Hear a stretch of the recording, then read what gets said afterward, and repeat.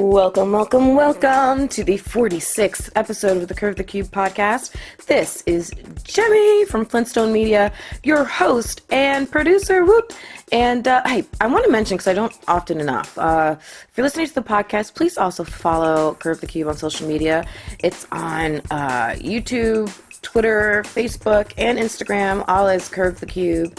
And so be sure to, like, follow, subscribe, all of that jazz, and keep this podcast going with some cool numbers. But the listenership is just getting better and better, and I'm so excited. And especially because this is the episode that closes out a full year of the podcast, and I'm so thankful to my listeners. South Florida, you rock, and everybody else around the area and across the world who's tuned in and been inspired to curve your own cube and pursue your own passions and live your own dreams and be you. That's been the mission of this podcast since day one, and I'm just so thankful that it just continues to grow. So if you've missed episodes, go back on iTunes, TuneIn, Libsyn, Stitcher, or Player FM and catch up. And you can also just check them out on curvethecube.com and find out all the archived episodes that you may have missed. We've had really great talents on here: actors, musicians, small business owners, and just some really cool people. I mean, it's run the gamut, and I have just so many other people that are lined up.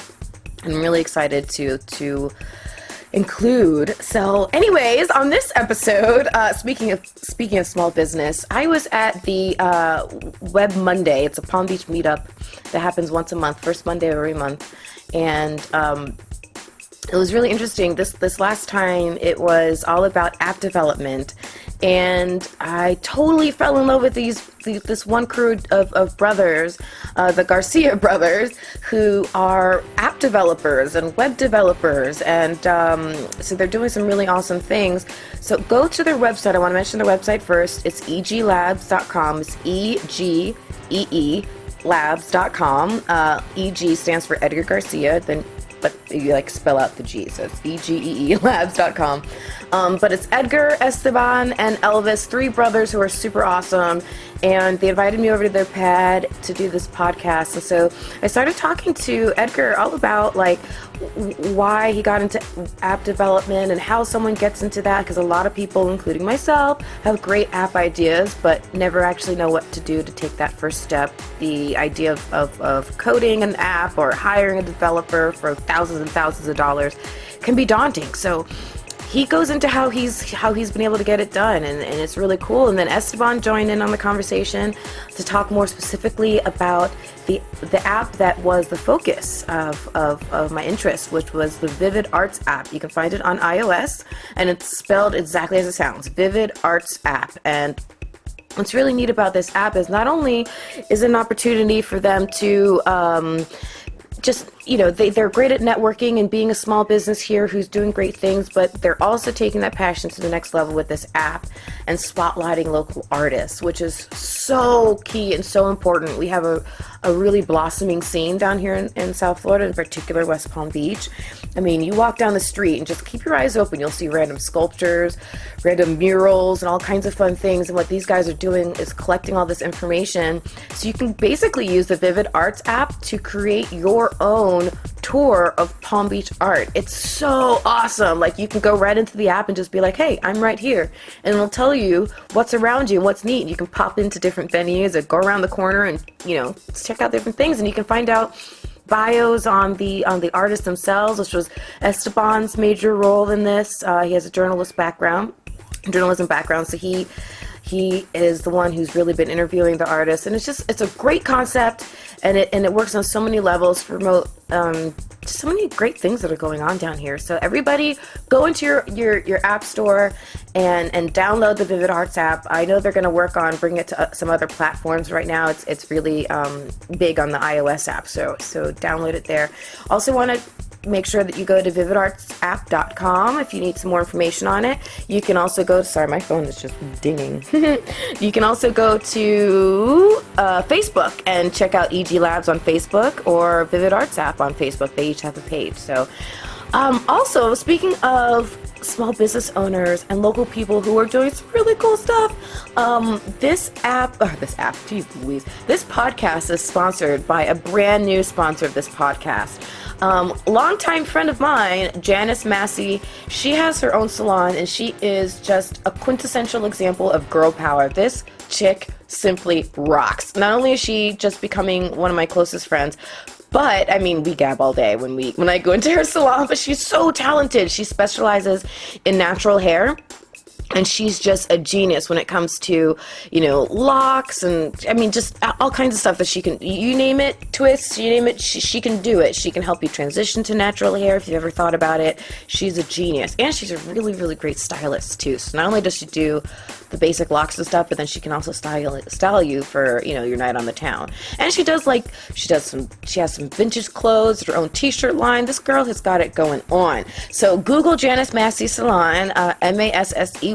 She's located right in West Palm Beach off of Military Trail, and you can find her right there on the interwebs at naturalhairbyjanicemassey.com, naturalhairbyjanicemassey.com. So anyways, like I said, this is episode number 46. I know it was a long intro, but I just had to make sure to thank all of my listeners and everything, and really this episode I'm super excited about. So sit back and relax, be inspired. If you're an artist, this episode is for you. If you are an app developer, this episode is for you. If you're a small business owner, this episode is for you. If you just want to be inspired to get off your butt and follow an idea and take those first few steps, no matter what it is, this episode's for you. So thanks a lot. Again, this is Jemmy with Flintstone Media, your host and producer for Curve the Cube podcast. Enjoy. Curve the Cube will now initiate. Hi. Jamie, how are you? Great, how are you? Doing great. Thanks for stopping by. You. Thank you for having me. Sorry, I stepped on your foot. How's everything going? Doing pretty good. Nice place. Thank you. Yeah, this is awesome. We recently moved here, 6 months ago? Yeah. And my brothers came up, my brothers came up to live with me, so I had to move to a bigger place. There you go. Yeah. Awesome. Where'd they move up from? They were living with my parents out in Miami. Hi, you're Elvis, aren't you? Nice to meet you. How are you? How did you know? Website. I do my research. Don't ask what else I found about you guys. I'm just kidding. I'm just kidding. Where should we set up shop? I was thinking we could do it outside. I think that would be kind of cool. Sure, yeah. Do you think that would be a good... Yeah, I've done them inside, outside, wherever you feel comfortable. Great. Ooh, awesome. Oh wow, a pool and everything. This is really nice. Oh, thank you. This is super nice. I love it. Wow, wow. Pretty chill. It helps to have a little outdoor office. Yeah, a little sanctuary. Yeah. Awesome. I love it. Let's see. Let me set this up. How have you been? I've been good. Good. Busy. Yeah. But that's always good, right? Yeah. What kind of projects are you working with? Ooh, I mean, podcast obviously is the biggest thing right now. So that's what's taking over. And then today I was scrambling to finish up a campaign for this DJ that insists I'm his manager. And so it was like a Twitter-based thing, and so I got a whole bunch of stuff on the one end done, because I'm using, it's basically a click campaign, and then I needed Aaron's help. I'm like, Aaron, I need your help desperately to create an app that can do just this little extra piece at the end, and he came through. Nice. And I got it done. He got it done this morning, so I was scrambling like, okay, let me just put it all together and launch it. So, cool, yeah. Yeah. Nice. Before the wire. Yeah, I was so grateful. I bow down to that kid. I was so grateful that he could get that done for me. That was pretty awesome. So, cool. Let's see. I think that's a good setup for the mics. Wow. What is this? I know. Everyone's a lot of people think it is. It's like something from the Ghostbusters. Kind of, yeah, right? Definitely. It looks like I can see that. No, this is just my big bad Mamma Jamma voice recorder, and this is my mini me backup voice recorder. Okay, so, cool. So thank you and welcome to the podcast. I'm Thank really you. excited to talk to you. Super excited. Excited to be here. Awesome. So just let the listeners know, we just met the other day at Web Monday, and I was really impressed with what you had to say about your app development and everything. And so I really was like, well, let's share that with the listeners, because a lot of people have all kinds of ideas, but they never even know what that first step is to take. And I think a lot of people have ideas for apps. So tell us all about Vivid Arts. Let's start there. So yeah, Vivid Arts is a project that we've been working on for it's probably been like almost 2 years now, a year and a half to 2 years. It actually started out of a hackathon that we did locally here in West Palm Beach. And the idea was just to catalog a lot of the different artwork downtown, and from there we kind of added a lot more context to it, and really grown it out. We reached out to a lot of the artists and just made it, just gave it more of a rich experience to it. We allow you to find out where all the murals are at and different art pieces. We also have sculptures there, and we're starting to list events as well. And we give you an easy way to navigate to those places and just really get the whole experience from it. You can share your events through the app as well. So you can get your friends involved as well.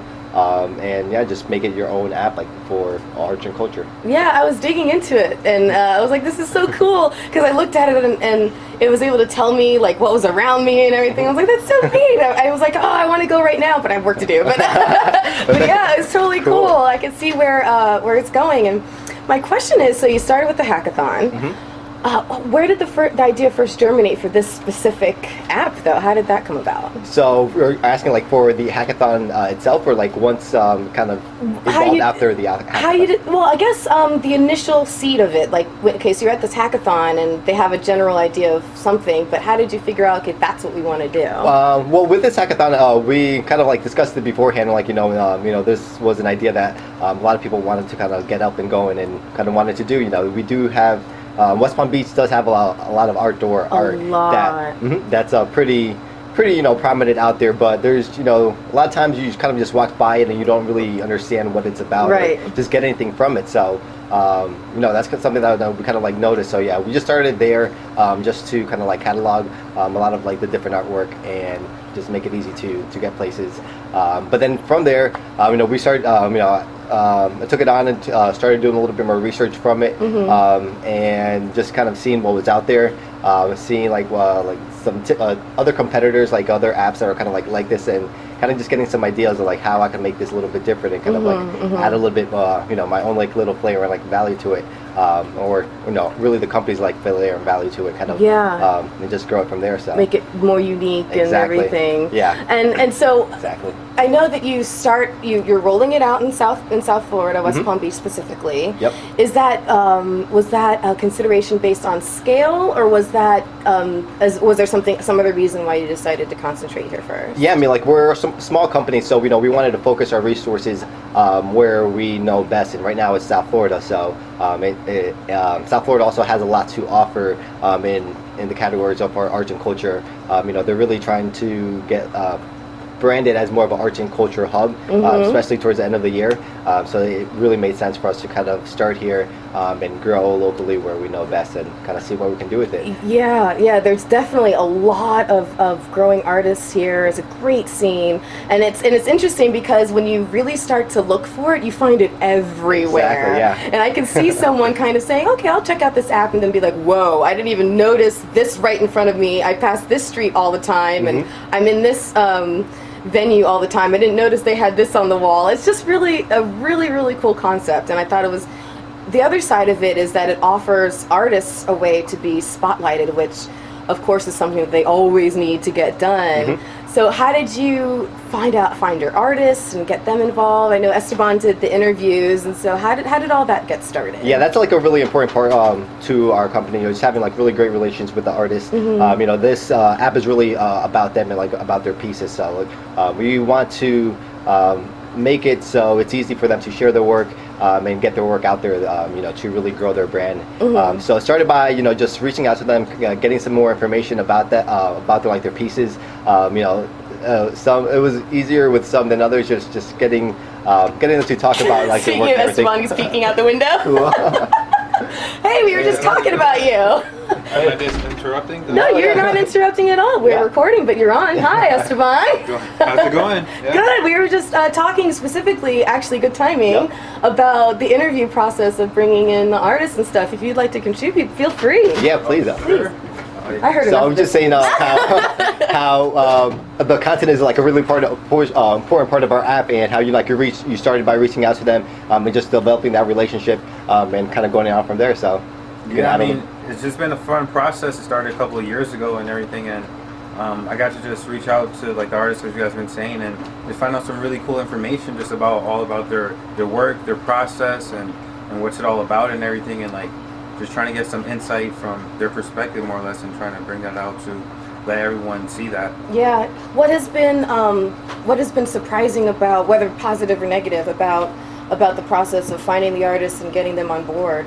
I'd probably say like their personalities more or less. I know you think of artsy people and you think they're just like super inspiring, and there are a lot of people who are that way, but there are some other who it's less about the process. They just kind of like freehand everything, or it just comes naturally or something like that, and they put like less thought into it and everything like that. So I'd say the personalities are one of the most like surprising things. Yeah. Artists can be their own animal. Exactly. I've learned. I love them to death. Exactly. They're definitely their own animal. I have a lot of artsy fartsy friends, and in my other life, I try to be. I'm not really good, but but yeah, art people are great, and so I can imagine the personalities that you've come across, and in working on events and bringing events into the app and everything. Now you have to work, I'm assuming, with venues and some business owners, and so I imagine that's a very different side of it. Yeah, there's also that the more organizational kind of professional side of it. Now we're trying to working with like the Palm Beach Opera and trying to get like some of those more live performances on our app. Ones that like really fit within our brand and our kind of culture. So yeah, we really want to just make it a lifestyle app that is from start to finish, has something for you there, from discovery to the sharing, and enjoying and kind of sharing, and then the afterwards, and just being more rich and informed about it. In concentrating on the branding of the app, how would you say which type of artists are you focusing on? Which type of events and performance places are you what fall under that? What are you looking for when you because I know artists are going to be hearing this, so what are you looking for, and who would you like to hear from in order to be included? Yeah, so we're starting mostly with like local artists that have made a presence around here, and have some works that we can actually catalog and kind of go from there. From there we have some different strategies on how we kind of want to kind of grow that and get more artists on board.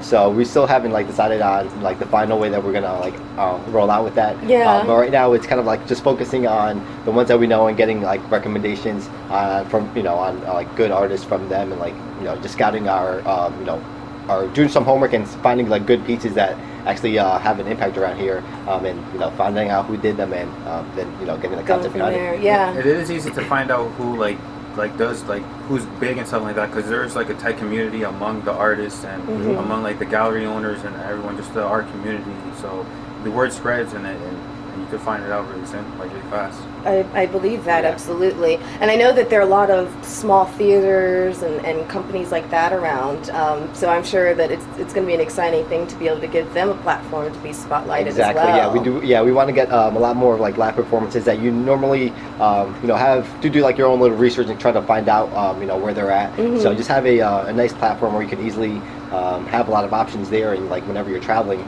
be able to visit these nice performances and kind of have a nice cultural background out there. Yeah, you know what? I can picture myself or other users of the app kind of, I don't know if you can walk down Clematis with a glass of wine, with some maybe like a hidden flask. Go from bar to bar. Right. And then with the app, it's just like taking in the scene with making it your own wine and cheese art tour. Yeah. Speaking of that, that's something that we're really getting into as well. Just doing our own events. Coming soon is on the 24th of October, we're gonna have the Vivid Arts Art and Cocktail event. where it's going to be like a scavenger hunt type of event.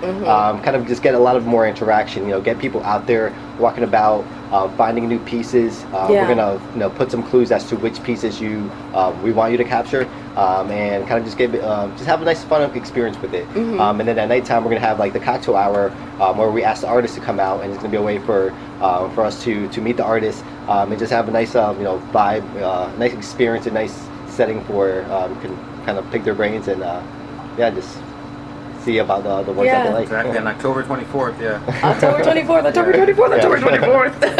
Exactly. Is there a particular reason, like in your heart, why this is so important to you? It almost sounds like a mission to you guys to get the word about the local art scene out there. Yeah, well, personally, I love the arts. I do think that it communicates with everyone. It does transcend cultures, and just from the beginning of time, even from early caveman drawings, art has always kind of been there, and you can I do think it has kind of a special place, and especially with these arts, it's something that people I think just take for granted and kind of just kind of pass by and don't really they appreciate like how it looks, but that's pretty much about it. It's not the same type of experience when you go to a museum or something that's more structured.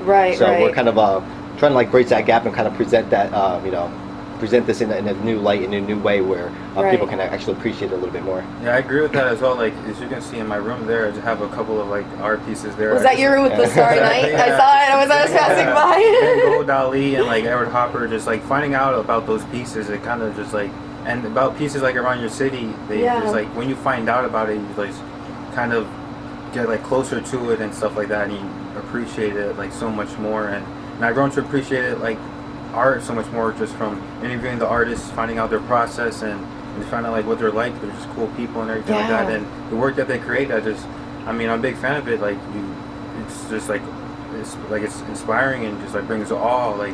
You see a lot of cool art, but there's always something new that's just makes you think of something and then I just always been a fan, and it's just been awesome to work at it. Basically. I've been a huge art fan as long as I can remember, and I've been very fortunate to have been able to see art in some really amazing museums in Europe and other places, and I'm always floored by the fact that someone can even do some of the stuff that people do. That's the part that fascinates me the most, is just how the hell do you do that? You know what I mean? And so to be able to have now, but that's art that's, no offense to those artists, and God rest their souls, but it's really old, and so now we're seeing art that I feel is more living, because we're able to speak to the artists and stuff, and you're bringing them right in front of our faces, and I think that is fantastic. Cool. I think that's really cool. I personally like just the whole creative process, just the whole building something out of nothing, and kind of something that wasn't empty canvas, and kind of getting building that creative the empty arriving to that final piece, and I think that's really fascinating for me. So just kind of trying to capture that, I think it's really cool stuff. Well, in that same light, that's kind of what you guys have to do when you have an idea for an app, and now you have you're going from the beginning to a finished product. Is somewhat like painting on a canvas. Exactly. Yeah. What was the first? I guess let me ask first. What was your background with app development before you got started, or was this your first real project, or? What did you we did. I did a couple. Did you learn on the job? What was it? It was a little bit of that. Actually, with this app, yes, learning Swift was a new experience for me. But what is Swift? Because I didn't know what it was, and I still kind of don't know what it is. Well, Swift is Apple's programming language. Their new programming language that they rolled out. It makes it super easy to build apps. And much more fun and enjoyable as a programmer to Okay, I'm about to say something really dumb. Does it make it Swift? That's my bad joke for the day. Go ahead. Well, we had to put that in there. Yeah, I had to. I couldn't I didn't really have to. But so it made it fairly easy to learn? Yeah, no, it makes it a good experience to code, and I think that's important as a developer, because if you don't like your work experience, you kind of do as you're programming, happier developers, I think, will build happier code and kind of better products and stuff like that. So that's true. Kind of shows just the state that you're in. I think kind of in some way kind of just kind of reflects there. So I think it kind of makes it better and just easier to kind of program in, and that was my first experience with that. But I had some I built some apps prior to, one for like the Palm Beach Opera that was allowed you to kind of get real live translations there. So yeah, we did have some other. That's cool. Yeah. So you're sitting because operas are usually in Italian, right? Mm-hmm. Yeah. So this was for their waterfront event, the waterfront at the opera at the waterfront that they do in December, and so the opera is in a different language. I think it was in Italian, and the app allowed them to push in real time English translation, so you can keep up with what was going on stage. That's super neat. You know, that reminds me of, gosh, going way back. I was in high school. My brother was in a play. I can't remember what it was called, but it may have been called La Poubelle. I think it was called La Poubelle. Are you familiar with it? They're actually, yeah, that's one of the things. Are you serious? And I remember, because as they're talking, nobody in the play speaks English except I think the teacher. For those listening, it's like English is a second language class, and all the students speak a different language, and so the only person who speaks English is the teacher. And it was funny because as I'm watching it, that there's someone, speaking out the English translation as the play is going on, and it was really, really funny, and that's exactly what I thought of. Kudos to my brother for doing that. That was the inspiration behind it. There you go. And so, okay, so like I said, a lot of people have app ideas. What would you say if you were to give someone a piece of advice on what is the very first step to say, I want to develop this into actually making something? Okay, I have an idea. What do I do? I would say like the research part is kind of very important. Like through these hackathons, that's something that we kind of promote and just kind of get out there. You just get people to see what if this is like a viable app and kind of makes sense if. Something that you should really build. But even if it is just something that you want to build and just more for your own personal enjoyment, then it's just doing your research and getting it down to the MVP. Something that is achievable, that you can get out there, and then that you can build off and kind of you can add more features to it and really make it your own, because you really have to have a starting block then to add all these additional pieces and kind of make it cooler. So I think just getting something that you out there just makes it more enjoyable, because now you have something you can actually see and kind of can contribute to it. Right. What was the type of research you did? Was it just seeing what other apps were out there and what kind of, if there was a hole in the market and what that hole might look like? And also like just going out to new museums and like talking to people in there, kind of like seeing what that experience was like in there in museums in a more formal environment, and interviewing people on the streets and as they pass by a lot of these murals, and just seeing how they actually what they know about these murals and how they actually interact with them. And then on the content side, just like finding out with the DDAs and that stuff. DDAs, sorry. The Downtown Development Association and stuff. And, yes, I did know what that was. I was just testing you.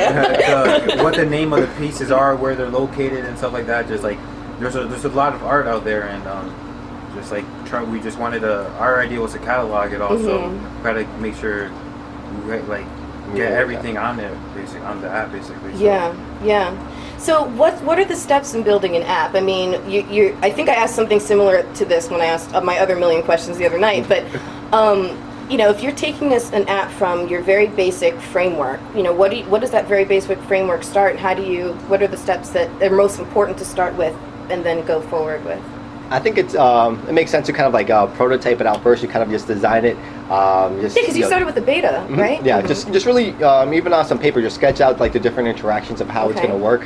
Get that flow out there, and then from there you can prototype it where now you can add a little bit more click interactions and actually get some more final designs of how it's going to look. So it's going to look a little bit more like your final product.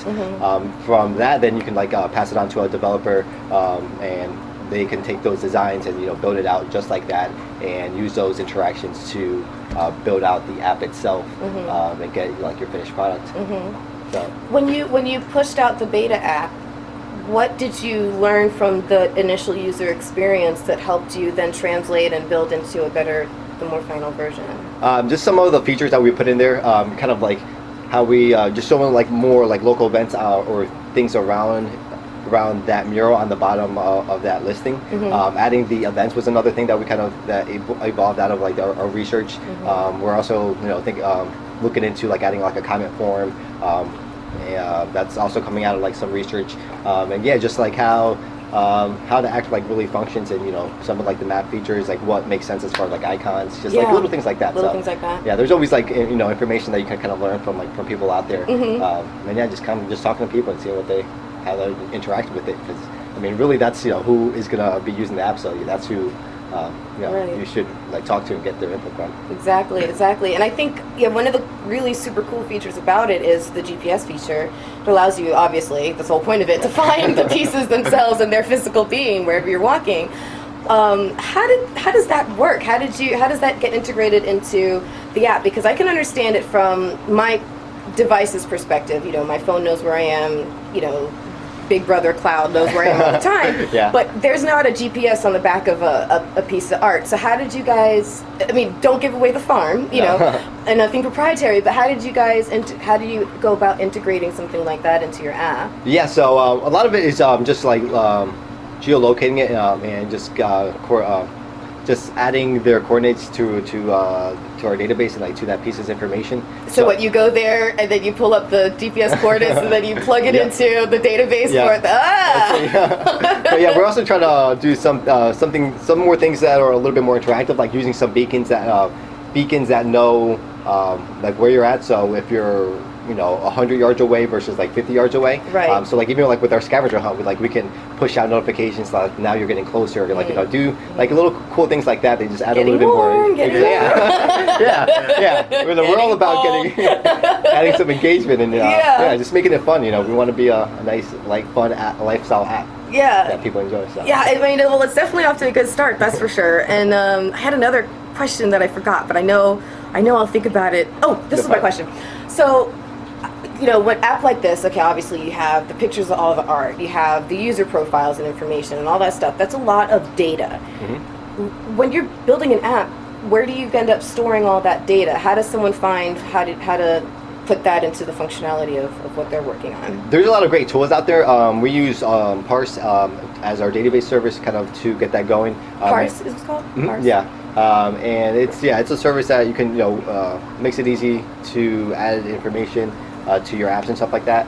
It handles all your database, and that way you don't have to do that really as a developer, and gets that, it really saves a lot of time there. So there's a lot of tools out there that you can use to build apps like quickly that take a lot of that expertise and make it real easy for you to use and kind of So it'd be user friendly for an idiot beginner like me.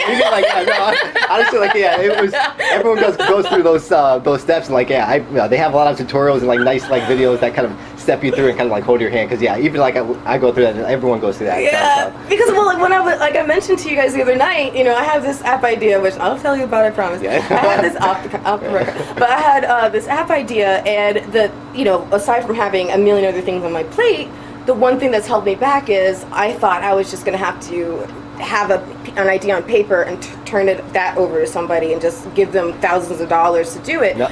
And so, when you said that, there are tools out there, template type things, I was like, holy Jesus, this is amazing. So I'm like, maybe I can do this myself. Exactly. So I got really, really excited. So that was one of the things that I wanted my listeners to hear the most, because a lot of times, they want to do something, whether it's building an app or, I don't know, creating an album or whatever it is that they have in their heart that they want to do, but they're intimidated by the scope of what they think they need to put into it. Yeah. And so sometimes the reason I love interviewing people is because it gives the realities of what's the good parts versus the bad parts, and helps them understand, okay, maybe it's not as daunting or as scary, and then hopefully more people will actually take that initiative and go for it. So I was super excited when you told me. I was like, oh, phew. Yeah, no, you gotta have start small, like have something that you can like get done and kind of like achieve, and like, all right, like I can actually actually do this. Yeah. And then from there you can like really customize it and like make it that like polish off all the edges and kind of like make it that final product. And so you gotta just start small and achieve something and then kind of build off that. Exactly. Although I will say there's a lot that goes into the process of developing it all out. Like I bet. I'm sure it wasn't like it's over. Like you probably spend like over how many hours do you think? Yeah, it's probably so far it's probably like close to like 200 hours. Like it's been like a lot of time, like as far as like research, development, like redevelopment. Like when Swift released this new language just recently. I had to like rewrite the whole like program in the new language. So just there's a lot. But yeah, it's so yeah, there's a lot of time that goes into it. But if you're passionate about it and you want to make a business out of it, it's not that bad. It's kind of you enjoy it. So. What are the challenges as far as Apple updates its iOS all the time, and so what are the challenges of keeping your app up to date with iOS? Yeah, on the development side, yeah, there's things that you have to do, but I wouldn't say it's something that you should be like really scared about. But you should have like a plan for at least like know your developer. That way you can contact them and get them to hopefully get them to update your coding like that. So, you do want to keep a good relationship with your developer for these type of things, and it always helps. Right, it's good to pay them and have a good relationship because you'll need them again. And then I know this app is currently only available on iOS. So looking at the prospects for Android and whatever else is out there, I don't know, but Windows, yeah. Thank you. What are the hurdles involved in getting there? We actually first developed the app as a hybrid app that was released for iOS and Android using the Ionic framework.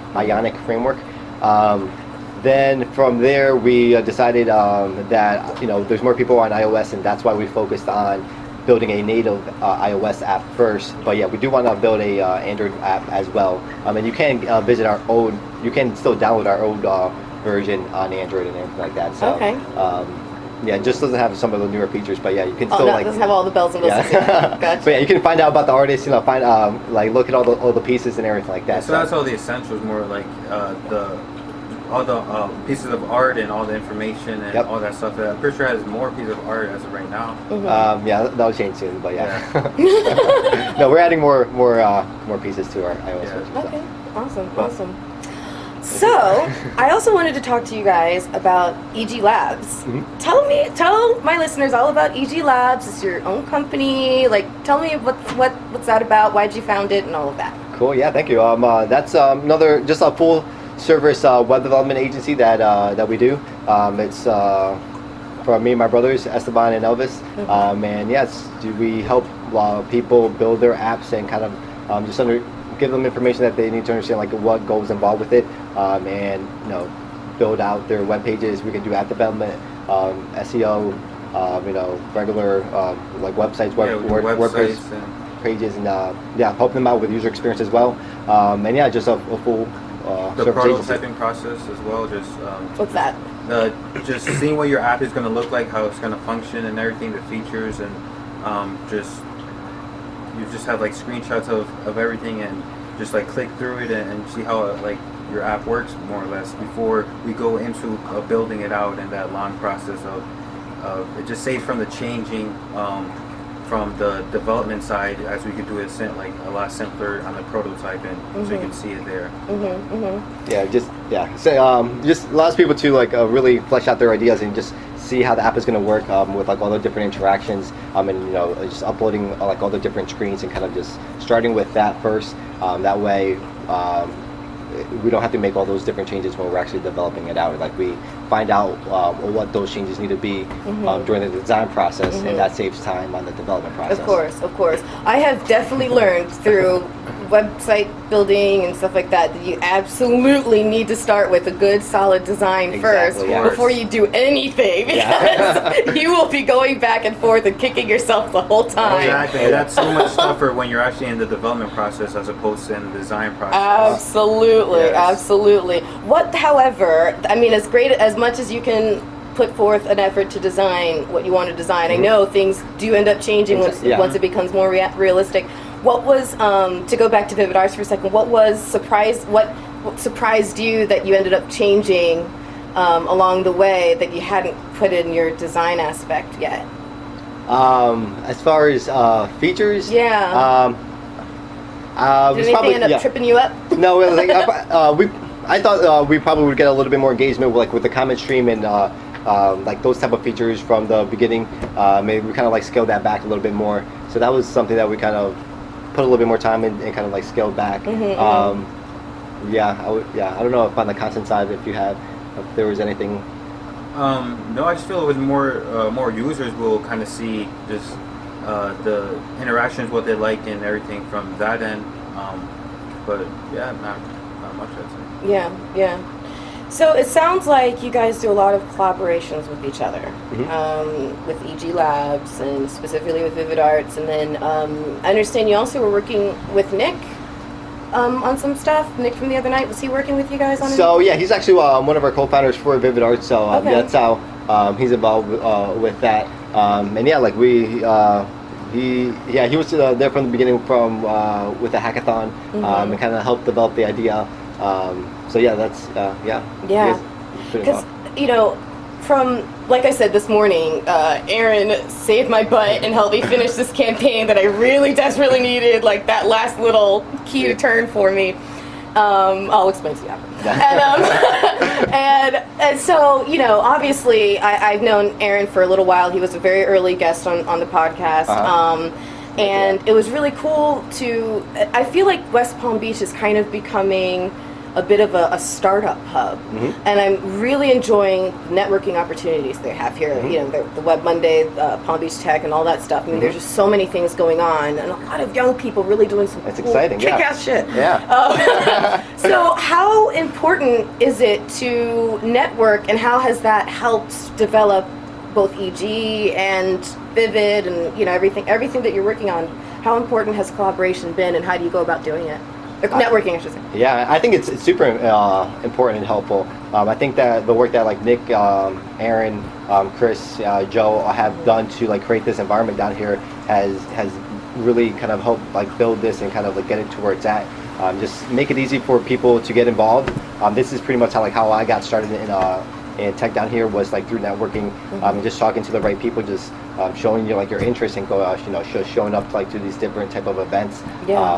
And yeah, just meeting the right people, and you'll never know what kind of opportunities kind of arise. And then picking those people's minds with have those experience and knowledge. I don't know. I know nothing about picking brains. I know what you're talking about.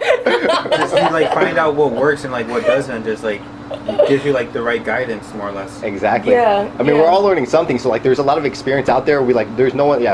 There's no one that knows all the answers. There's. It's really cool just to be able to have a place that has all these different knowledge bases and different people they can talk to and learn something new from everybody. So yeah, and it's just it seems like everybody wants to help each other out down here. It's really, that's a real cool part about everyone's just real passionate, and just it helps to just foster that nice environment to get stuff done. Absolutely. Everyone's working on their own projects that they're all passionate about. Right. You can just feel that energy. And, it's really exciting stuff. Yeah, it's really exciting. What was your background before? I guess I'll start before EGee. What was your background? I actually got my degree in economics, so it had nothing to do with coding.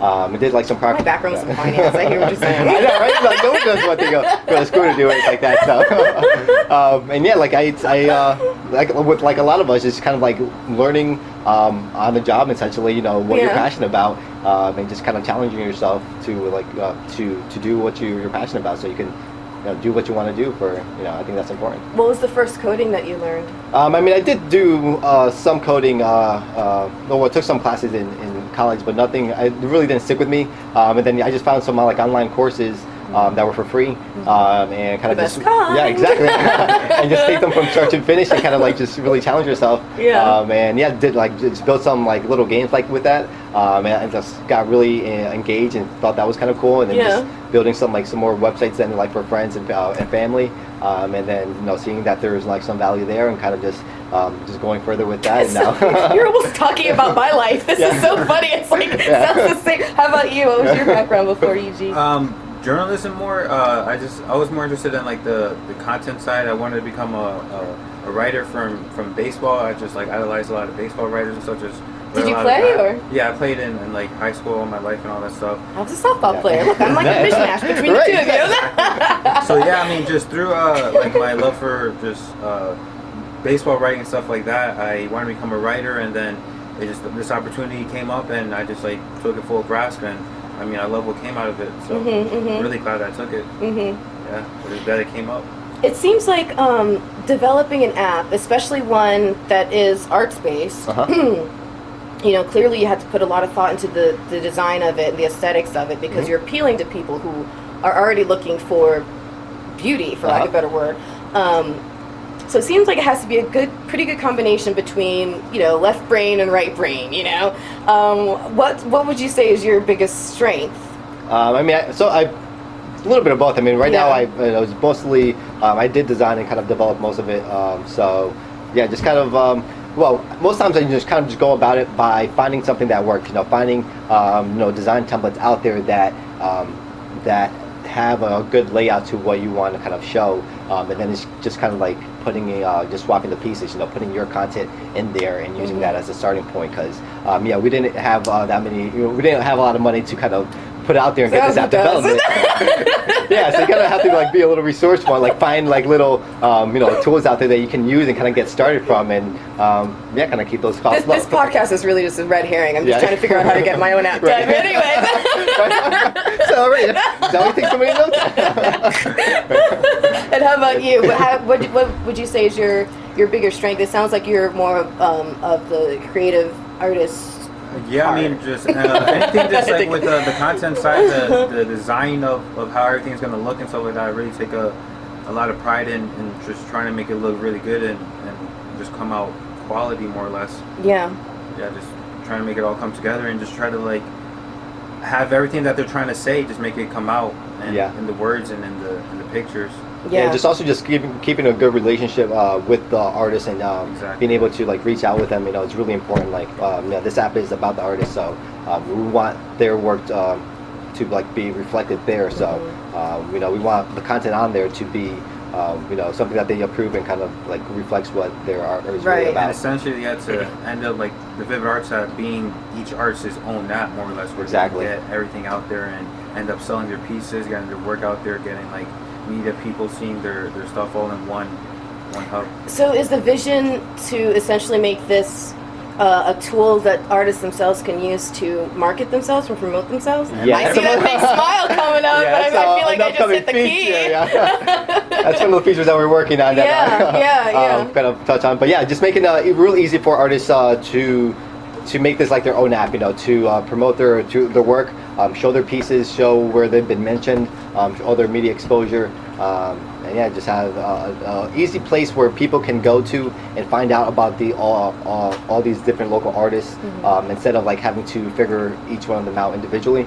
Just have a nice hub that you can go to and find out. And not even just artists, just also bloggers who can put their own content up, and photographers and stuff like that who can get more exposure, all in one place, where everyone's a big art enthusiast and stuff like that. So everyone's gonna appreciate everyone's work a lot more. And go a lot further. We've been working on some gamification aspects to it. Not necessarily adding points or anything like that, but just how to really increase the engagement and get different people interested and engaged with the app. So we have some cool ideas that we'll be rolling out soon. Awesome. What how are you advertising the app itself? How do you go about pushing it and letting people know that it's even out there? Yeah, so Nick is actually helping a lot with that, being our marketing expert, and so he's helping a lot with that. Also, with our partnership, he's really good. Yeah, that whole Hurley idea that he was talking about of meeting the guy from Hurley for his app, I thought that was just brilliant. Yeah, he has a lot of experience in that's he's really strong with that. So he's a great asset to the team there. So is he? What kind of things is he doing though to put it out there? What have you? Just reaching out to all the right people, all the right magazines. And news media outlets. Print ads and things, or okay. So a lot of local places around here, just having the right relationships from his time with the Post, so reaching out to them and just getting our name out there, starting with that and kind of building out from that. Awesome. So you were saying that there's some cool features that are going to be rolling out. Are there any other cool features that you want to mention that are coming up that people should look forward to with the new version? Right now we're focusing on things are geared towards the scavenger hunt and also towards this canvas event that's coming up soon in November. We're going to be highlighting a lot of the features, pieces that they have throughout there as well. And yeah, we're really supportive of them. We're trying to make this a better art experience. We're all working towards making this a nice, rich art experience out here in South Florida. So yeah, we're really excited about that. Well, I think you guys are off to an amazing start. Again, not to give away the farm, but are there any other big ideas you guys have coming up for apps, or anything else that you guys are like, oh, I can't wait to dig my teeth into this one? Yeah, so I'll be also working on that Palm Beach Opera app again for their Opera at the Waterfront event in December. So that'll be a nice app that we'll be doing. The Beacon stuff. And yeah, we're working on we're excited about like this Beacon TV or Beacon? No, like Beacon technology. So like we're excited about trying out some new ideas that involves like Beacon aware technology. So I'm sorry. I gotcha. Yeah, the stuff where like we're basically with the scavenger art. The getting warm, getting cold. Exactly. Yeah, exactly. Yeah. Get closer to like another hint to like kind of just pinpoint which piece you're looking for and stuff like that. Yeah. To make it more interactive and fun, and that'll make it. I'm thinking it'll make it fun for a lot of people. Just that Beacon technology. That sounds really just cool. add a lot of context to the apps that you're in. So even if you're at a store, just understanding like maybe the pieces that you've captured and knowing that you're by something a coffee shop nearby, and like we can send out like alerts or like promotions. So like if we know that that store wants to have some promotions right then and there, they will be able to kind of like push something out like that, like through beacons, and just add some more interaction to the app. I just thought of a really good idea, but I'll share it off the record for you guys. Actually, it's my gift. I'll share it off the record. Cool. But yeah, I think you guys might dig it. So. Thank you. I think that anything else you want to say as we're getting to wrap up? I mean, where can they find you guys online and everything? How they get in contact with y'all? Artists or business, whoever. Yeah, vividartsapp.com is our website where you can get a lot of information. And downloading the app on the iOS store. And it's literally spelled exactly as it sounds, Vivid Arts. Vivid Arts, yep. And then for this, and then we're also doing the scavenger hunt down here in West Palm on the 24th of October. And the website for that is vividartshuntandcocktails.com. Ooh, vividartshuntandcocktails.com. I'll put it in the write-up. And also just giving out a shout out to EGee Labs, just like if you need a website or anything. Absolutely. It's EGeeLabs.com, right? Yes. Okay. So I'm pretty sure that's what I typed in my browser. All right, cool. Perfect. Well, Esteban and Edgar Garcia, and Elvis is out. Has he left the building? Oh my God, that's a terrible joke number 2. But anyways, thank you guys so much for being on. It was a pleasure speaking with you and sharing everything that you guys, thank you. I think you're going to inspire a lot of people to take that first step and second step and third step and kind of go for it and get some really cool, like I said, the scene here is growing, and I think it's just going to grow even more. So thank you for your contribution. Thank you for having us. Do you guys want to, you're so sweet. Do you guys want to sign off the podcast? It's super easy. Okay. I'll demonstrate. All you do is say, hey, this is Jemmy and this has been Curve the Cube. So however you guys want to introduce yourselves, and then say this has been Curve the Cube. We're like at the same time, EGee Labs. This is EGee Labs. And this has been Curve the Cube. All right, 1, 2, 3. Hey, this is EGee Labs, and this has been Curve the Cube. They're not twins, I swear. Thank you guys. High five. Thank you. Awesome. Yay, sweet. Thank you. That was great. You guys did awesome. Thank you. Yeah, it was. Well, you kind of led the way. It was awesome. Yeah. You have successfully curved the cube.